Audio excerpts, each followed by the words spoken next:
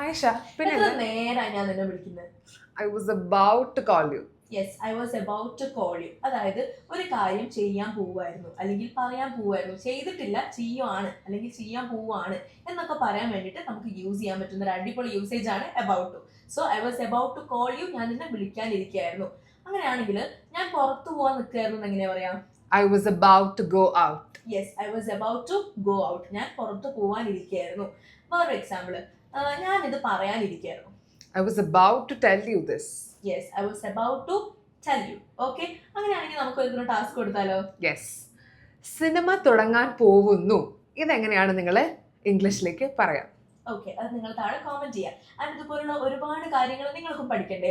ഒരു പേഴ്സണൽ ട്രെയിനറുടെ സഹായത്തോട് കൂടിയിട്ട് നിങ്ങൾക്ക് ഇംഗ്ലീഷ് സംസാരിച്ച് പ്രാക്ടീസ് ചെയ്ത് വളരെയധികം ഫൺ ആൻഡ് ഇന്ററാക്റ്റീവ് ആയിട്ട് പഠിക്കാൻ പറ്റും നമ്മുടെ കോഴ്സിൽ ജോയിൻ ചെയ്യുന്നതിലൂടെ. സോ താഴെ കാണുന്ന നമ്പറിൽ കോൺടാക്ട് ചെയ്യാം, ഇപ്പൊ തന്നെ കോഴ്സിൽ ജോയിൻ